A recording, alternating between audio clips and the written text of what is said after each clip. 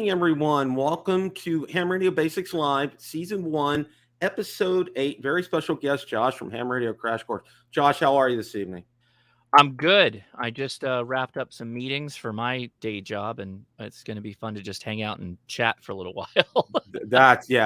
Tell me about that. Yeah, it seems like lately I've been having meetings after meetings after meetings, and just I'm with you on that. And just before we get started here, I have to say this.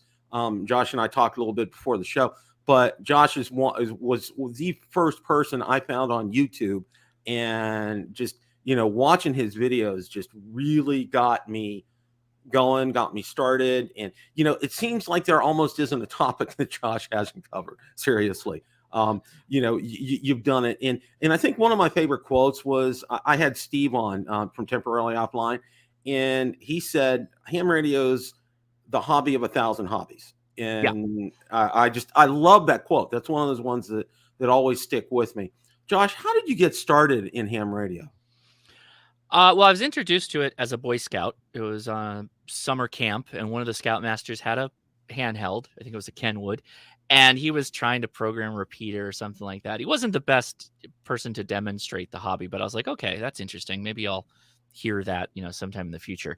Fast forward to graduate college. I go to work at Boeing, and I'm doing software integration and test in a lab. And the lab manager there was a ham, is a ham. And he said, hey, you kind of into this stuff. You ever thought about ham radio? And then the connection to when I was a scout, I was like, oh yeah, that's that like handheld thing, right? Is that what they do? And, then he started breaking it down. He's like, no, it goes higher frequency than that. And it goes lower frequency than that and all that stuff. And kind of did a good job of, smoothing things out a little bit for me. And this was at Anaheim at the time, the Boeing complex in Anaheim. So we hopped in the car on a lunch break. He drove me over to the HRO in Anaheim, and I walked out with my first radio and a Gordon West book and got my license pretty much, pretty quickly thereafter. And that was it. I was pretty much hooked from that point. Wow. I say this, I said, it's lethal for someone like you or me to walk into a HRO store. It's just bad news and bad news for our credit cards too. It's just always. It's kind of scary because you get to a point where you probably have a decent chunk of radios and you walk into an HRO and you start thinking to yourself, I already have that. All right, I already have something that does that. I don't need that thing because I've already got something, maybe a year or two older, but I'm probably pretty good to go. I don't know if that's scarier, the fact that you walk in and you're like, maybe I don't need something here today. I think that might be worse. I don't know. Yeah, I agree. It's like, well, I have that, and I have that, and then you look over, oh, I have that. It's like, wow, yeah, that's one Right. of those things as well. So how did you get started, with your YouTube channel? What prompted you to want to get on YouTube and help the folks out in the ham radio community? I promise not to go too long on this. I've answered this before, and I keep trying to get it to a tight little answer. But I've actually been on YouTube since 2006. That predates my ham radio license by a year. And I got on YouTube to kind of make videos about whatever it was that I was hobbying on at the time. So my first video that YouTube picked up is back then you had like single videos that would get monetized before you became a creator or whatever they have now, was my modification of a 4-foot offset smoker that was made by Brinkman. And it was just kind of a how-to, like going through my process for what I did. And my wife told me, she's like, yeah, you should keep making videos. You obviously enjoy kind of explaining what you've done and sharing knowledge and whatever. So, keep doing it. So she's always encouraged me.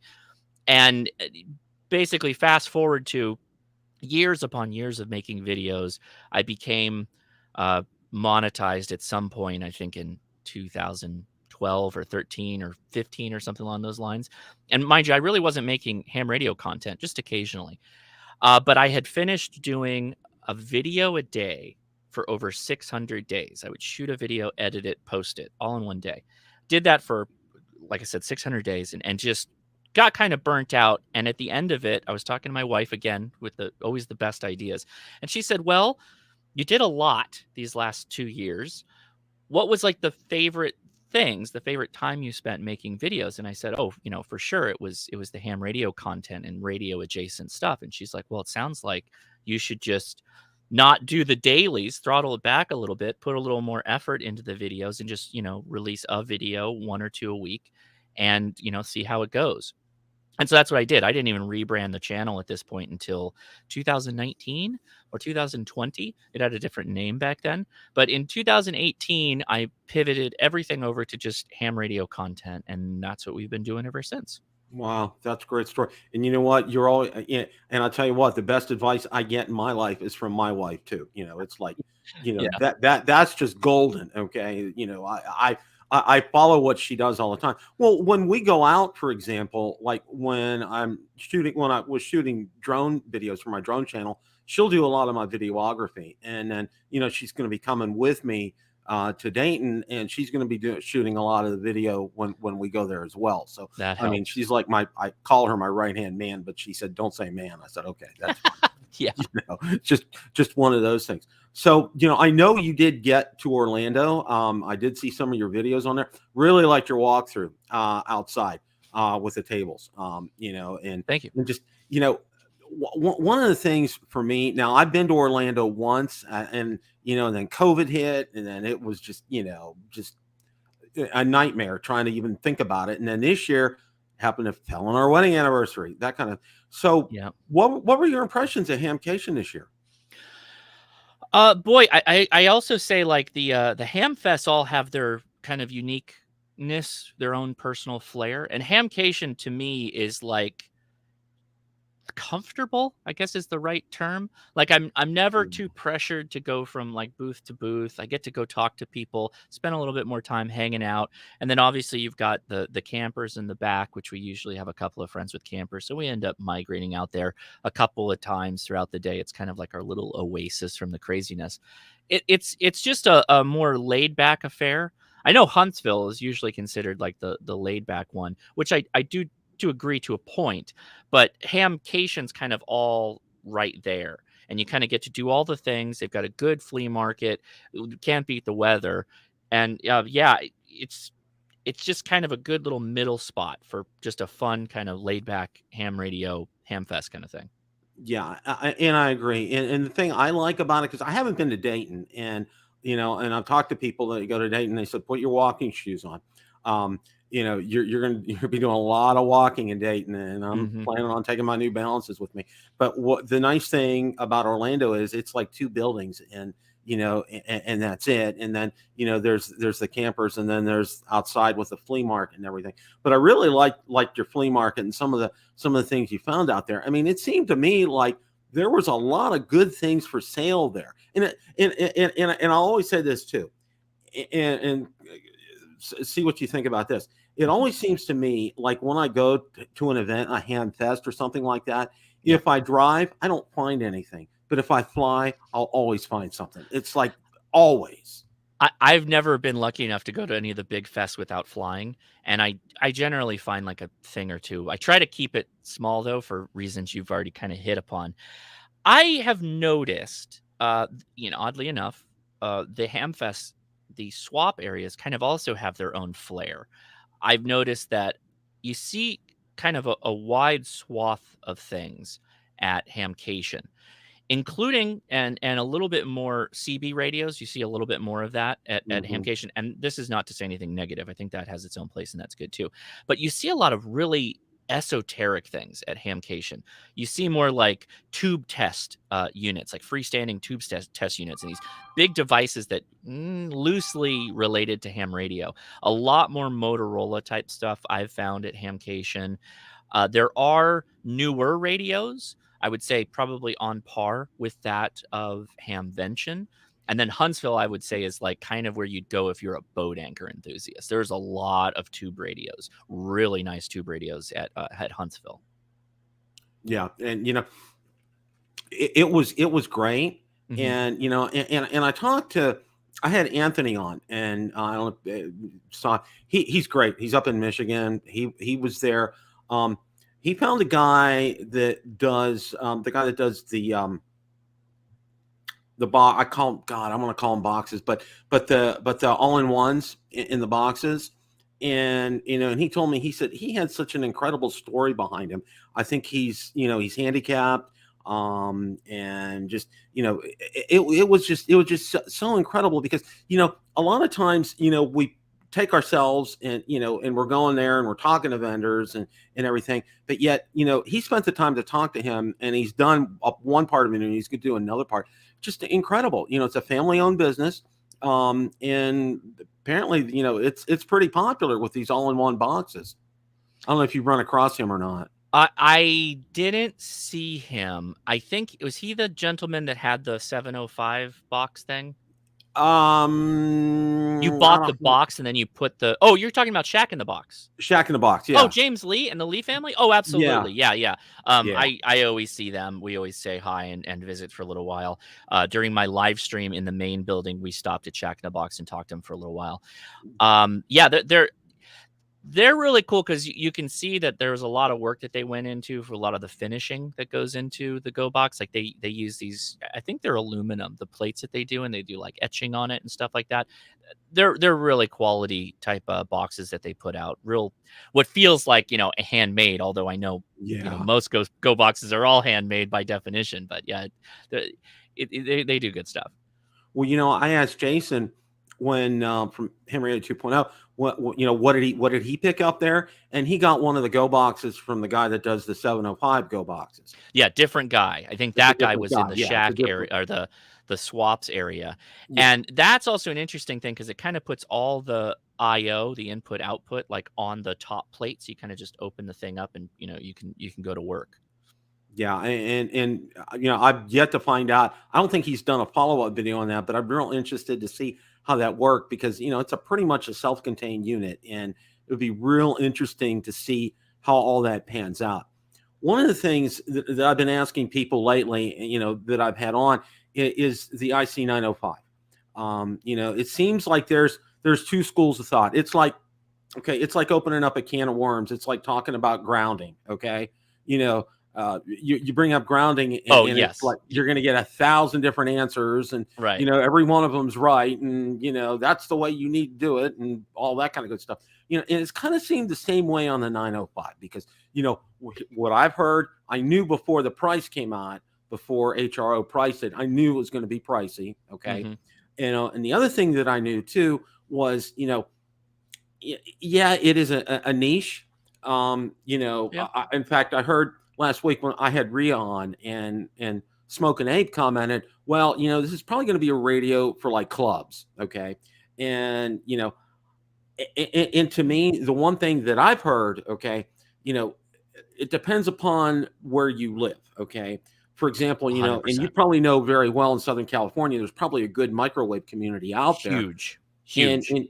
in here in Florida, I mean, it's like almost next to non-existent around here. So, what are your thoughts on a 905? I'm just curious to find out. Yeah. Well, you know why there's not a lot of microwave enthusiasts in Florida, right? You got no hills. Yeah, yeah, that's yeah, Yeah, so Southern California, we're crazy with hills. There's so many soda summits and all that, and there's actually a really strong microwave community. So much so that the Amateur Radio Television Network, which is a YouTube channel, they're here in Southern California, and there is an active collection of amateur radio television, fast scan television enthusiasts that are pointing their antennas all over the place throughout the day, just streaming whatever they're doing and that kind of stuff. Um, the 905, boy, I think you kind of hit a lot of the points. So it costs a lot because microwave's expensive. I think that's a point that's been brought up many times. Once you start going higher in frequency, the costs, start to shoot up. oh, yeah. It's intrinsically line of sight most of the cases, right? So unless you're in a situation where you're using geometry or geography to kind of help you out, and you've got a community of people that are interested in it, it's kind of going to be a little bit lonely out there, I think. So if you don't have that built-in community, or you're in a community of people that kind of all want to go in together and dabble with it, it's going to be an interesting go with that radio, I think, stateside. I'm kind of curious. I don't even know, really, to be honest with you. I can make my assumptions that California, there's going to be a lot of people that are going to be into it, but Florida and states where microwave's not that big, I don't know. What in my head, it feels like a radio that was designed for Japan. So if Yeah, you think of a small landmass where everybody is, then microwave is probably pretty awesome, right? Because you've got the bandwidth rates that you can do big data wirelessly in a large city like Tokyo, extremely dense, or just even some of the smaller cities. Then this radio is going to be, I think, very popular in Japan. I just, yeah. I'm waiting to see how it all kind of shakes out.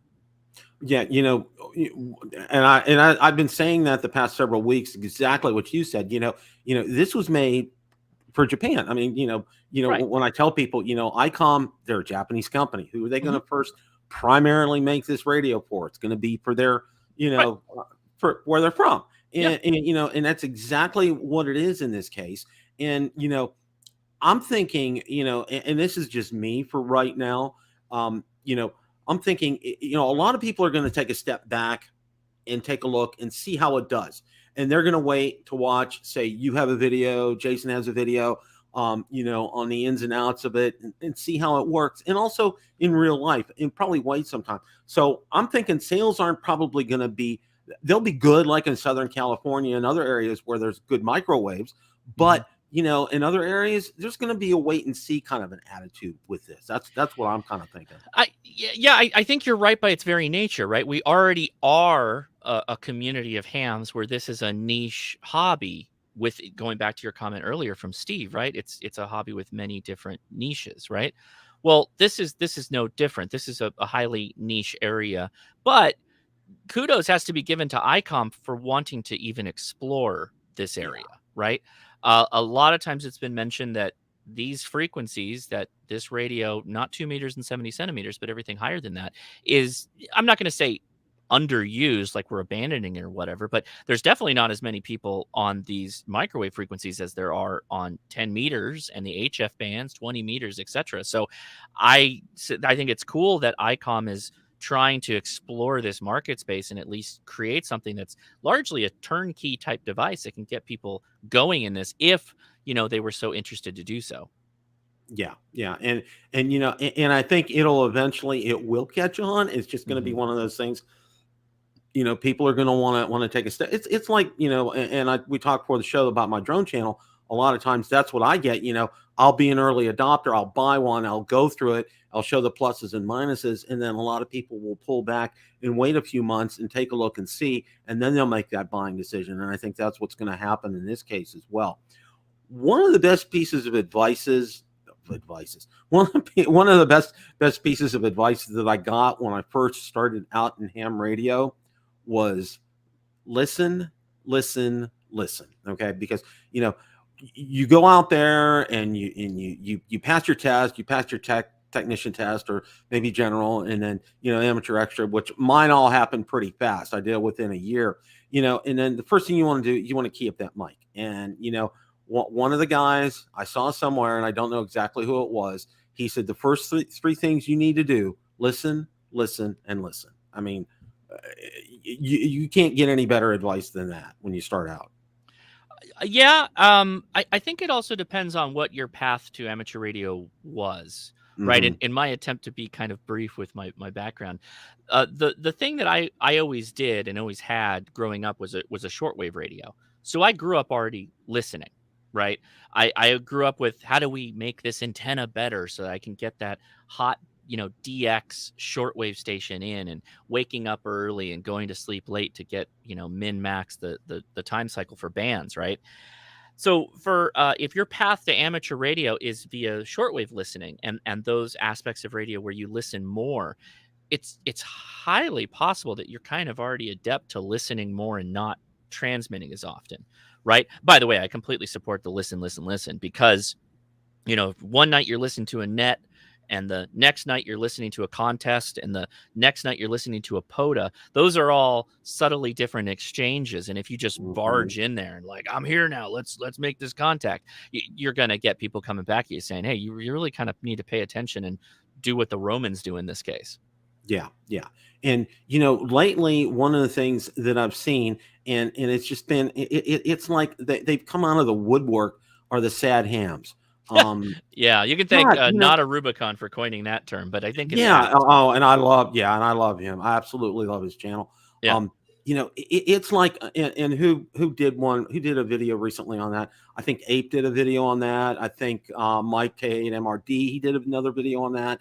I Hmm. mean, it's like, and a lot of times what we'll do, like in the drone community, we don't give these guys oxygen. Okay. Right. We kind of cut them off at the knees, and I know, and I go out in some of the groups and I'm like, oh my gosh, people, you're making this thread too long, and good admins, like the admins on your page, they'll cut that off at the knees, because you're giving Yeah. people like that oxygen to breathe, and you want to cut them off.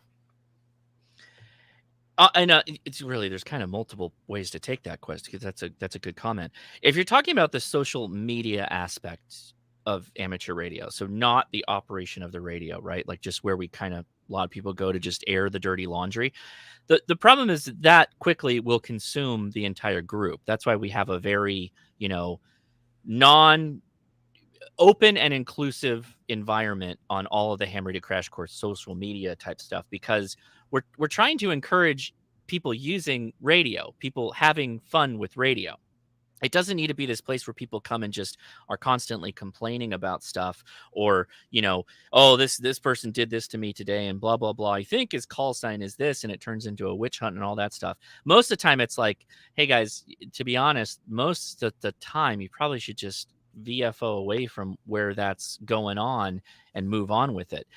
But to go back to kind of where you started this, the statement on like there's more sad hams. See, I don't know that that's true. I think what's happening, and this is a byproduct of us pointing cameras at radios and making videos, is we're encountering the people that have been doing this for a long time, and we're shining the light at it.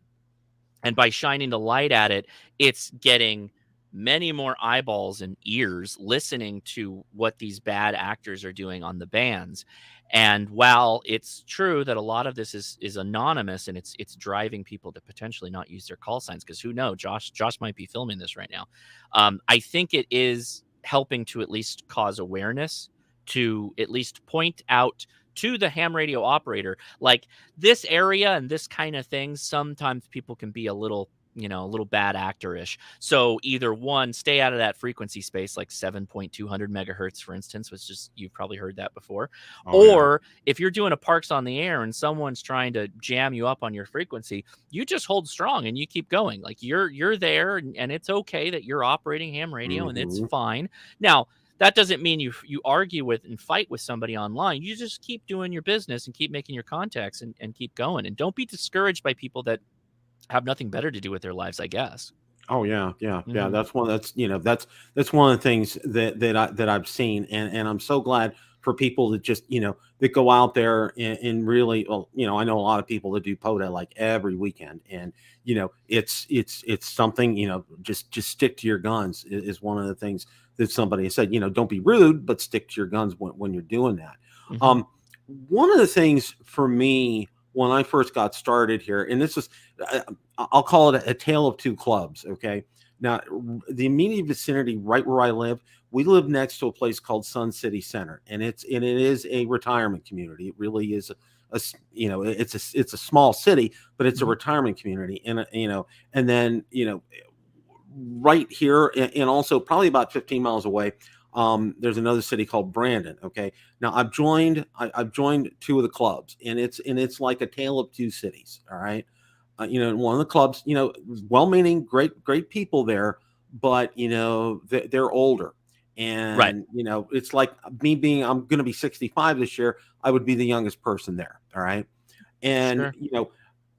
you look at things like their website is probably about 20 years old and is in serious need of an update. Yeah.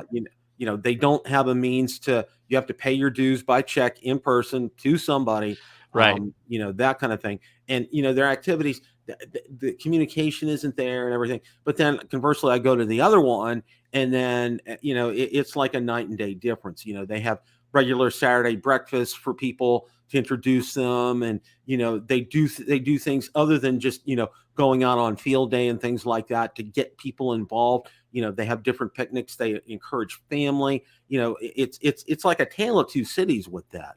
Mhm. How have you found clubs in your experience? Much like your experience, I found.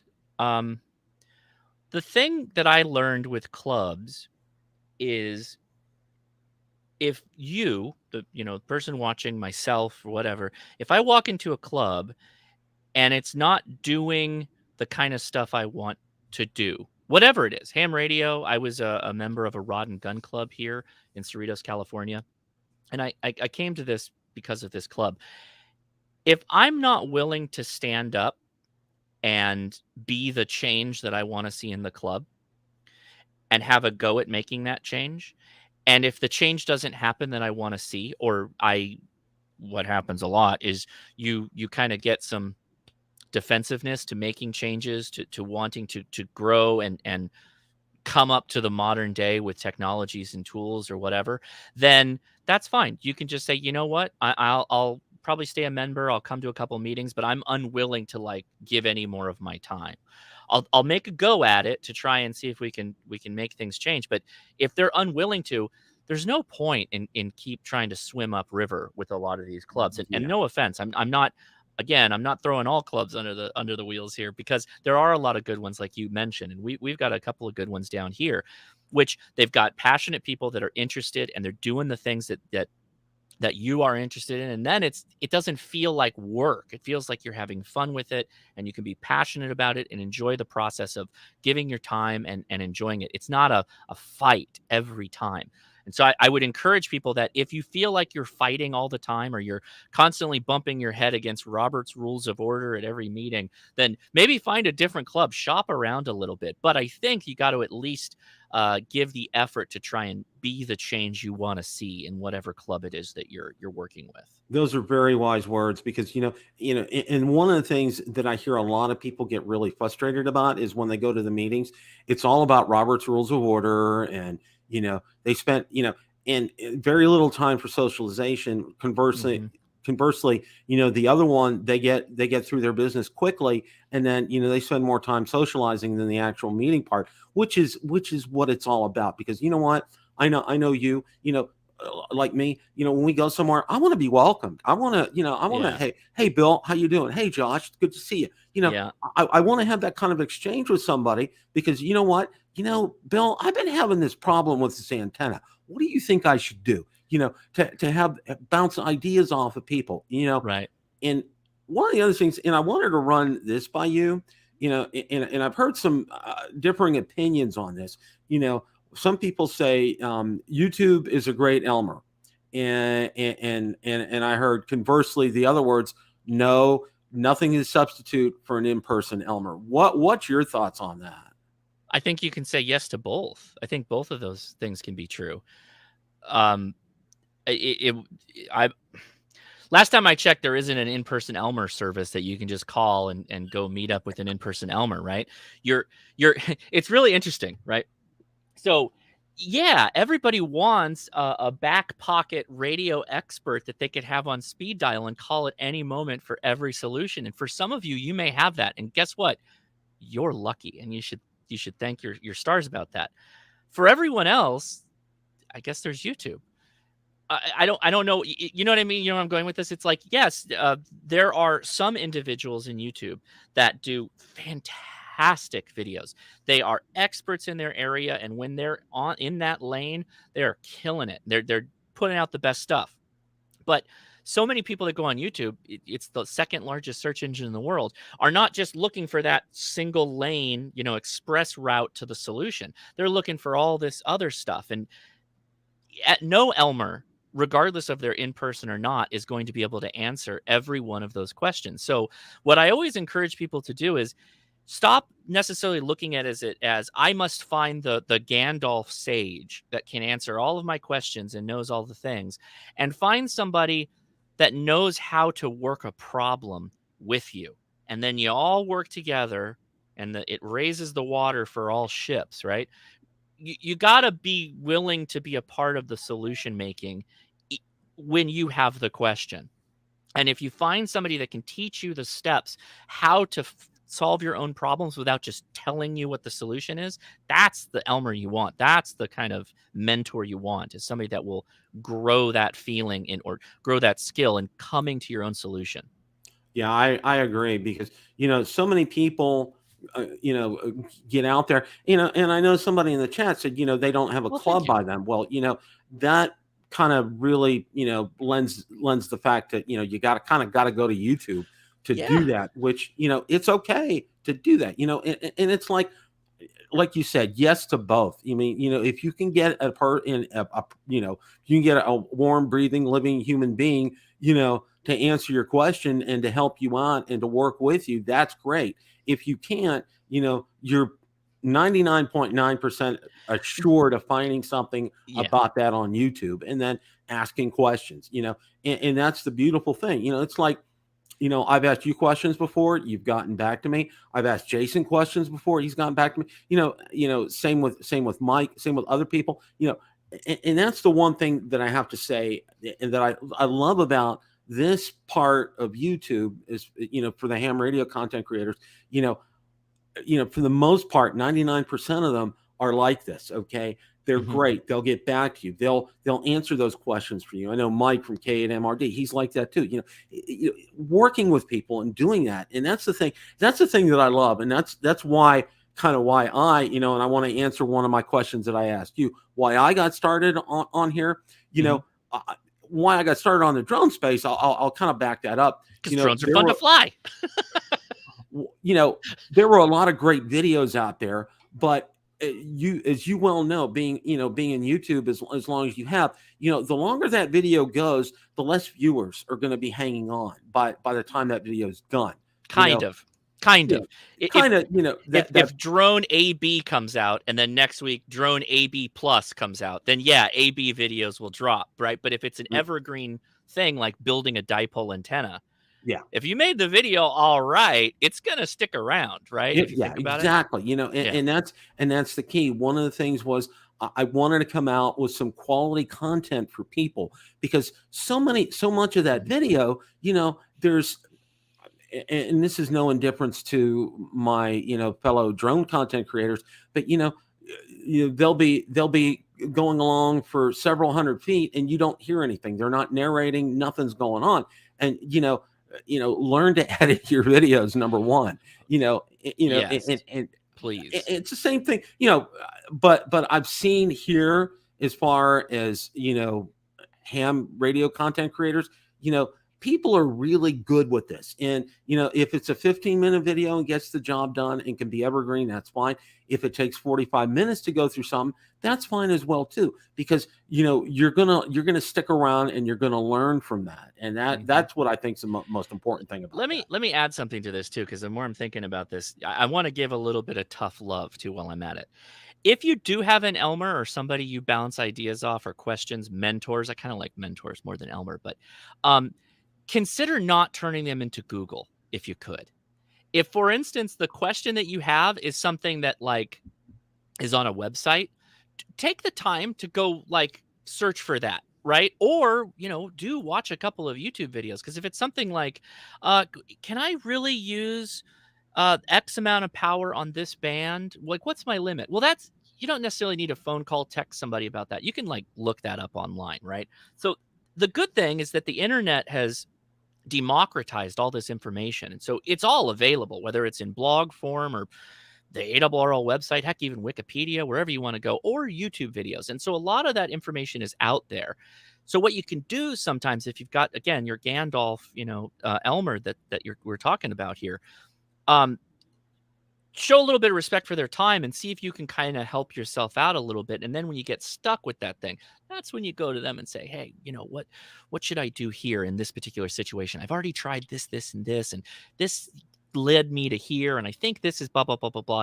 The you trying it, banging your head against the wall, you're going to be frustrated for the moment, but believe me when I tell you, you will learn more in failing to solve your answer than someone to that. just tell you over the phone, do 1 2 3 4 5 and you're done.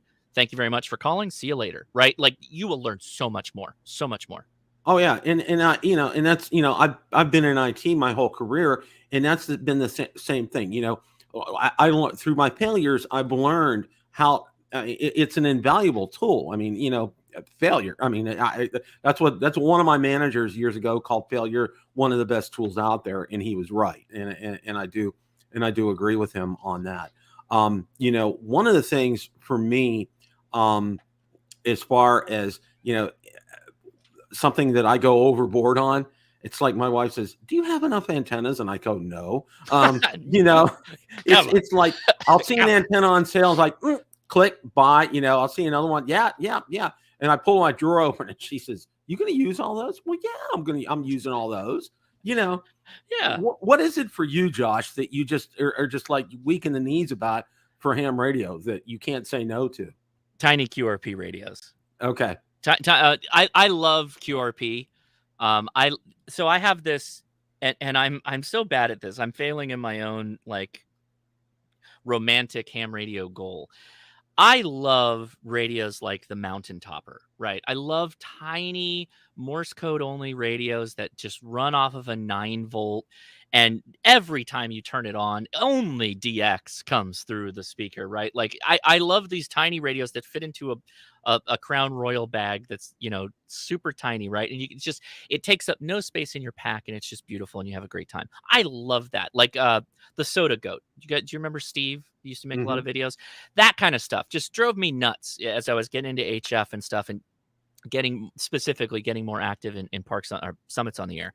So anything that's like that, like I can just put it in a bag and it goes along with me, is my most favorite amateur radio stuff. And so obviously that's antennas and keys and sometimes tiny little laptops or cheap laptops, all that stuff, the bags that they all go in. That is like my big love in the hobby, because, again, to reiterate, I'm 40, so I got a wife, I got kids. They're always doing something. They always need my time to be at the thing that they're doing something, right? So for me, I try to bring ham radio with me wherever I go. I seldom get the day that I'm free to just have a ham radio day, Josh. Don't, if the family wants to come, that's fine, but we're doing ham radio, guys. It's always me going along to something and sneaking ham radio in at every little moment. So that's always my jam, is like, how do I fit ham radio into my life even more than it already is, right? Well, one of the things I really liked your video on your F-150, and Oh, I thank thought you. Thank you. that was well done. And I really like it because so many people make it to be like a political thing or whatever. But you know what? Yes. For you explained it so well. I mean, Thank you.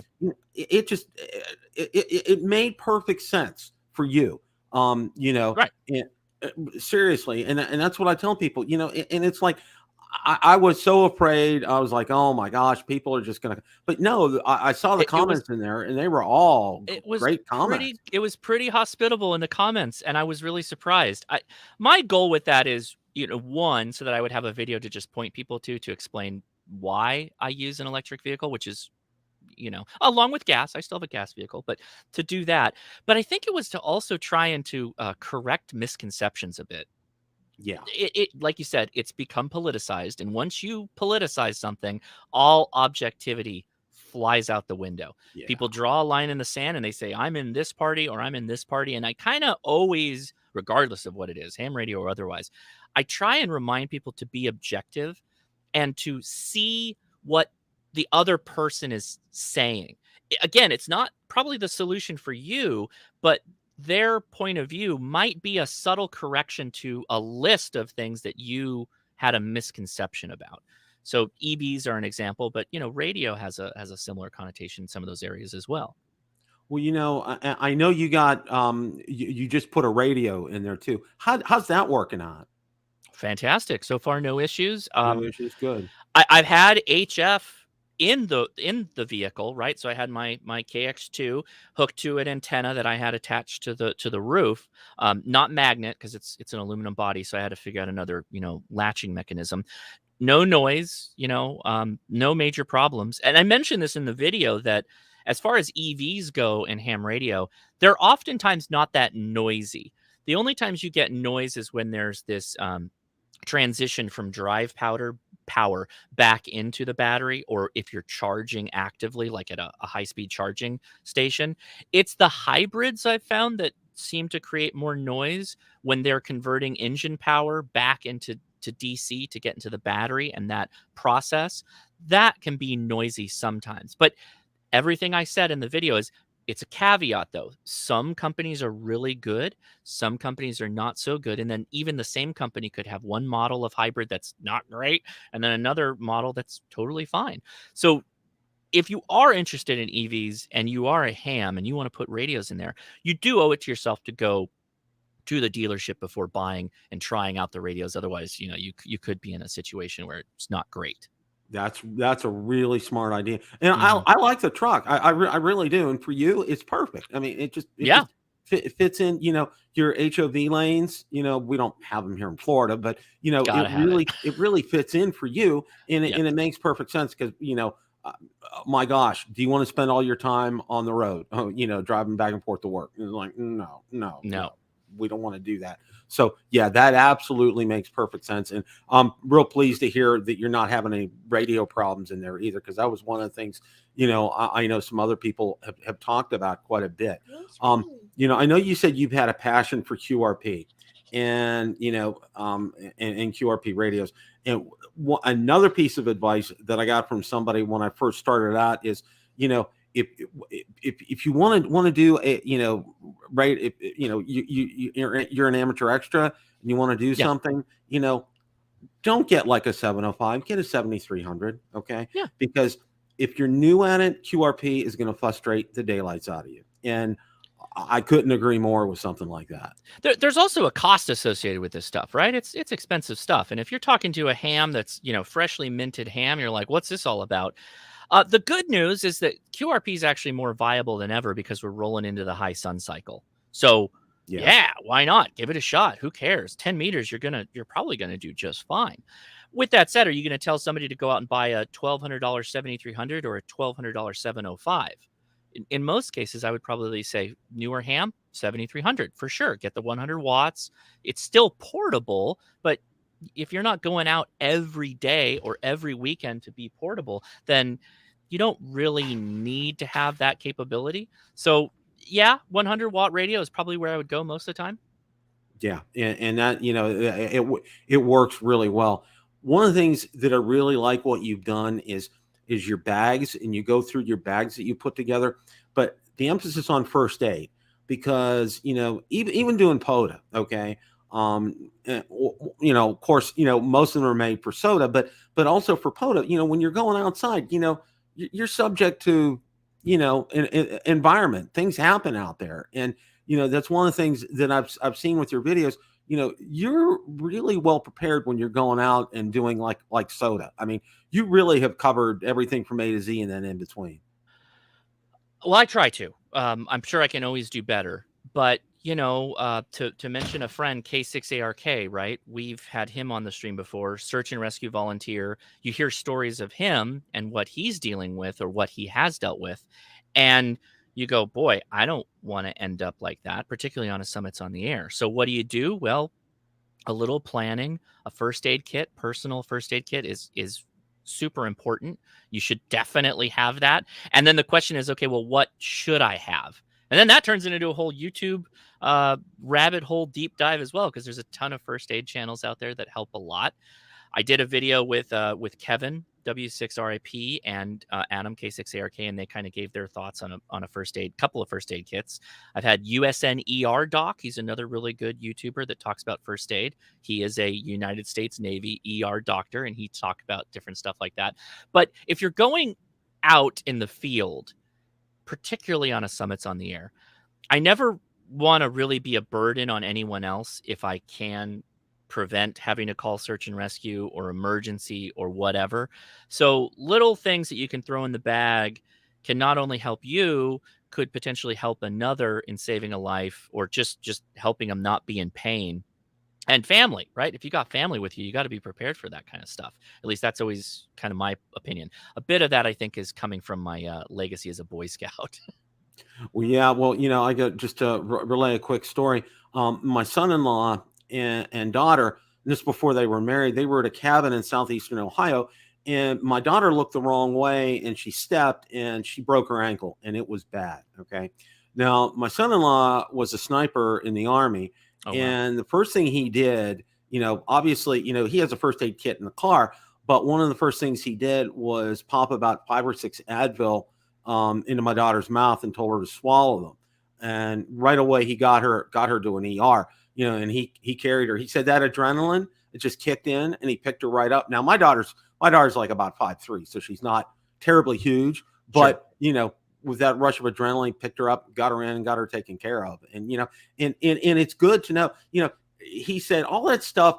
He had long since been out of the Army, but all that stuff kicked back in, just like that. It just Mm-hmm. he didn't skip a beat. He said when that happened, and I got to give him a lot of props to that. So, what piece of ham radio equipment that you don't have that you want to get? See, yeah, you got me with a good question. If Mm. it's if you could only have one radio, what would it be? It's 705 because it kind of does everything. What is a piece of ham radio equipment I want that I haven't gotten? Well, I mean, I do want the 905 because I want to experiment with it and try it out. But I'm sure I have another answer to that question. Oh, you got me stumped with that's a good one. I have so many plans on videos and things like going, months out into the future, and all that stuff is stuff I already have. I just haven't been able to build it yet. I'm hurting for my 80-meter antenna. That's been down for far too long, but I already have that antenna, but it's not deployed yet. So I have a PAR NFEDS antenna that is a legal limit. So I'm looking forward to put that up. I guess I don't have it because it's not on the air yet. So I'll take the cheater way on that one.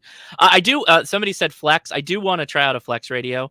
I had a great time playing with the Hermes Lite a couple of live streams ago. And so I do kind of want to try out a Flex because their approach to interfacing the radio and the remoting capability, I think, is unique to them. And it's a novel approach to it. So that's kind of exciting. The tower from John Amadeo. Oh my gosh, I would love to have the tower from John Amadeo, but I know my wife would not allow that. That just isn't going to work in this current home. Yeah, see, that's the one thing for me, and I had it was great. I first got started on YouTube with ham radio. Keo invited me on the Coffee and Ham Radio show on Saturday, and Mm-hmm. one of the things they wanted to talk about, like drones with ham radio, and one of the things that I was very keen on and well aware of. There's some drop and release mechanisms for the drones, and it's just like getting getting that antenna up in that tree is, it's not like getting a potato shooter, potato launcher, or slingshot, or just you fly over it, you have the gimbal pointed down, boom, you're done, you got it up there. I mean, it's perfect, every time as far as that's concerned. um One of the things that I wanted to ask you was, your wife's a ham too, isn't she? She is a licensed technician. Yes, she Okay. is. Okay. I'm trying to get mine, at least to get a technician license. How was that? Did you have can you Uh, tell me about that? yeah, absolutely. It took over a year of weekly episodes of a podcast where I made is the wrong word. I encouraged her to take the practice test while we recorded the podcast. That's the trick. I started a podcast. That's how I got my wife to get her license. Uh, my route is totally non-standard. And to be honest, she's not very active. She doesn't do much with it other than she knows how to use the handheld now. She knows how to use the radio in her car. She understands the simple things, and she's currently working towards her general, which she's been taking practice exams for that. So yeah, I guess my piece of advice that I always have for folks is uh, take them along or include them in whatever aspect of amateur radio that you're passionate about. I've heard that there are a number of spouses that got introduced to radio, or at least were kind of encouraged to get into radio from following their husband along on some Parks on the Air activations. And given enough times, you probably will have a situation where you could ask them to maybe run a couple of contacts with your call sign, and that may start a fire. It may create some kind of interest there. In my wife's case, she is the most interested in it from kind of an emergency preparedness point of view and how it would fit into a community type response thing and being more active in the community, particularly during an emergency, like out here with earthquakes or whatnot. So that was kind of her leg in the door, if you will. Yeah, and that's what I've been desperately trying to kind of like, gently persuade my wife at least to get a technician, just for the ability to communicate during those times, because obviously, when hurricane season hits down here, it's we actually had a pretty good one come through last year, and and I'm hoping, well, it prompted us. One of the things that we ended up doing, we ended up buying a propane powered permanent generator, or not Oh, propane, good. but natural gas. Okay. Yeah, it's costly, but it's really nice because we were without power for like 2.5, 3 days. And, in Florida, the temperature fluctuation here is crazy. But, for the most part, it's going to be up in the 80s and the 90s and humidity. And it's just, you need to have that. And I think that's kind of prompted her on this end too. So we'll see. I'm kind of like trying, like you, is to maybe gently nudge her in that direction. So hopefully that will get things going as far as that's concerned. One of the things that I've wanted, as far as, I wanted to answer that question that you asked about what piece of equipment do I want. Oh yeah, please. I look at the 7610 and I'm like, it's like drool coming out of my mouth, and I got to get a napkin and wipe it off. It's just, it's just like, to me, and I've told somebody, it's like that old saying, the bee's knee. I mean, it does everything and then some. And, and I'm like, pace yourself, Bill. It's like, you don't, as my dad used to say, Rome wasn't built in a day, and there'll be Yeah. plenty of time for that. Enjoy, and one of the things that we say in the drone community is enjoy what you have, what you're flying with, because constantly we're talking about new products, new things coming out. And the same with the ham radio. But, it's the same piece of advice I have with ham radio. Enjoy what you have right now. If you're using a Baofeng and it's working for you, good. That's great. If you just bought a Yaesu FTD5 and it's working great, good. You don't have to get the latest bells and whistles if it's working for you. But if it's not working, then you get out there and you find out why. Is it that antenna that you have? Well, I got to say this, okay? The best antenna that I've ever gotten, okay, and I have all kinds, okay? I found out about Ed Fong, and I'm like, oh my gosh. It's like I died and went to antenna heaven. And he's, he actually answered my email, because, everybody said he's so busy, you'll never get a hold of him. He answered my email. He could not have been nicer, Josh. Oh my gosh. I was doing cartwheels, and my wife's like, why are you so excited about getting an email? And I'm just like, I thought he was very responsive in emails. I thought that everybody told me that, oh no, he'll be on videos, he'll talk to you, whatever. Not me specifically, but like just anybody. I thought that right. he loves talking about his antennas and stuff. Yeah, it was a couple of days, but then he responded back to me, and That's I'm just excellent. like, my gosh, he is just absolutely in that antenna just made a difference in my life. I mean, seriously, you go from like what you had to that, and it's like, oh my gosh. So many things you've mentioned that are good points. I'll leave you with, I'll mention this quote because I think it's an important one. As much as ham radio is a hobby of many niches, ham radio is a marathon, not a sprint. So Mm-hmm. whatever it is that you're trying to attain knowledge of, understanding of, or the physical components of in ham radio, you should take your time in getting there. And it's for a number of reasons. Sometimes you just can't shortcut it, like learning Morse code. You can't. There's no Yeah. secret to it. It's you got to do it. Um, Buying gear, well, there's no point in buying a radio that you're not ready for, that you haven't kind of worked your way up to, and just becoming more proficient at using the radio, becoming a good operator takes time, takes doing. Becoming good at contests takes time, takes doing. doing POTA, Parks on the Air. There is no video I can make like, this is the one best Parks on the Air antenna, because everybody's situation varies so greatly. Oh, Some yeah. parks you can't put an antenna in the tree. Some parks you can't really do a radial system on the ground because there's too many kids running around and they'll trip and, blah blah blah. So there's no like one answer for any one ham generally, but it's nice to consider that ham radio is going to be there for you. It's not going away. It's never going to go away. So it's nice that you can always just come back to it and kind of build upon what you've been doing, and have projects for yourself. Give yourself challenges, but make them realistic. Now, the 7610 thing, boy, I want to reply on that one. So I used the 7300 for years. That was the primary shack radio for all of my live streams. The reason why I went with the 7610 was really like three things. It was the diversity receive, because you could have, it's basically got two receivers, so you can have two separate antennas, which I now have, which is nice. The larger screen, but it's actually, for my live streams, is one of the major reasons, because it has that HDMI output, so that I can pipe it into my live stream, so that, while we're sitting here doing this, I can just pull up, or where is it? I can pull up the screen like that, and it should pop up. Maybe. Uh-oh, there it is. There it is. There it is. So yeah, I can just demonstrate like live on the screen. Hey, I'm touching buttons out here, right? There you go. I'm controlling the all that stuff. So it actually becomes a lot more of a teaching aid and demonstration kind of thing than anything for me. But, for some people, they don't need that capability. They just want to have a nice little monitor that they can see, and that's good enough kind of thing. Well, I really liked what you just said. That's another thing that's going to live with me, that it's a marathon and not a sprint. And I think that's so true, because, for me, for example, CW, I have no clue. I haven't started it. And, if I want to take it up in a year or two, I'm going to do that, Yeah. and it's like, you can do it at your leisure. There's no timetable. There's no saying, it's like projects at work, this is due by this date, and this is due by this date.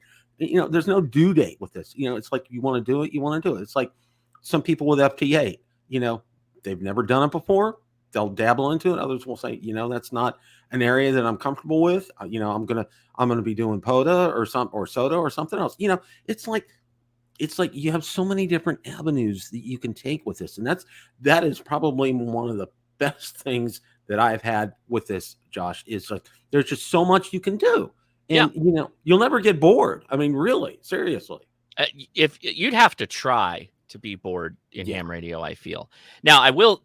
The caveat that goes along with that is, do attempt to try some of these different things, because this goes back to the whole objectivity thing. There's a lot of people that, not big fans of FT8, but I'll argue that a lot of them that are probably the most vocal in saying, FT8's not real ham radio, is they probably haven't done much of it. They probably haven't used it, and they probably don't know how to use it very well, even if they got it set up. So I always encourage people to not be negative about something that they haven't tried. And until you've tried it, it's really hard to come from a place of understanding and make an opinion that's, worth a grain of salt without actually knowing something about it. So that means try it. It's good stuff. Exactly. And that's what I'm probably within the next year or so. One of my goals is, one of the things, I write down, I don't do a New Year's resolution list. I write a list down of things that I'd like to try to do for the year. Okay. And if I get to it, fine. If not, there's next year. I'm not going to worry about that. But one of the things that's on the list is CW. That's one of the things that, I can remember from my early days, and you really sparked a great memory for me, because my parents, I think I was 15 or so, they went to Radio Shack. They got me realistic 9-band with shortwave on it, and I'm listening out there at night. I'm listening to like the BBC and other stuff. And, I'm just like, my ears, I'm out sitting out in the backyard, 11 o'clock at night, that antenna's all the way up, and I'm pulling this in, and, it's like the world is right there for me. Right. And then I come across the CW station, it's just like listening to that. I was just like so bitten and smitten by that. So yeah, it's going to happen one of these days. One of the questions I wanted to get to before we close shop here is, okay, one of the things, I was ready to pull the trigger on an ICOM IC 7100, and then boom, gone. History. Gone. Okay. Adios. Okay. Now I've heard two things about this. Okay. One, the obvious is, they ran out of parts, the parts supplier shortage, and all that kind of good stuff. The other thing that I heard was probably midsummer, it's probably going to come back. What have you heard on that? I will give you two answers for this. Okay. One, obviously, I have a bit of a relationship with Icom because of HamNation and all that stuff. And while I will say, like, you know, I've heard about some things like the 905, right? I had a little bit of forehand knowledge, particularly before Huntsville, before we shot that video and whatnot. Second answer, specifically to your question, I have heard nothing regarding the 7100. I have heard nothing. So your guess is as good as mine. I will say, I did ask Ray months ago. I'm like, hey, I think the world needs a replacement for the 7100. Is it, you know, what are we, can you tell me anything about it? Is that a thing? And he's like, no, it's still for sale. We're still making them. But my understanding is, you know, much like a lot of the manufacturers, they've had trouble getting the parts they need to bring the radios to market. We've seen that on brand new radios. We've seen that on older radios, and we're seeing it with the 7100 as well. That's my that's my personal assumption. I got nothing from Ray. He was tight-lipped about all of that, other than to say it's still in production. They're still selling it. You know, it's still a good radio. People love it. I'm like, yeah, all that sounds right. So, yeah, that's what I know. Yeah. And you know, and I got to say this, you know, I've seen, you know, people talking with Ray on videos and everything. He seems like just such a great guy. He really does. Oh, he's great. He's really knowledgeable. He is. I think the cool thing about Ray, and you know, everybody in the chat can kind of hopefully have experienced this. Talking to him in person's a lot of fun. You get into kind of a rhythm with him, and you just end up going back and forth. And he's like that at the Ham Fest when he's surrounded with people. He's sitting there talking with people all day. So you know, he really must be passionate about it and enjoys it, because he'll just kind of hang out and have fun with everybody. And he's got good ideas. I've bounced a couple of video ideas off of him, not even related to ICOM or anything like that. And he's been really helpful. Good guy from all my experience with him, for him being a friend of mine.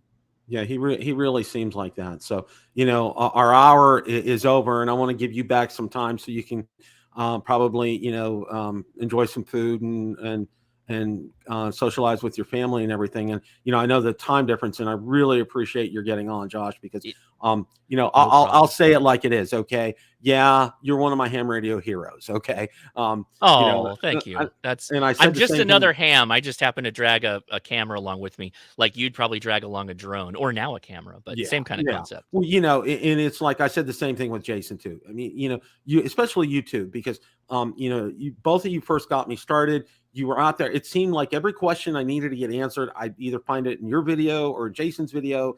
And, you know, it really got the ball rolling for me.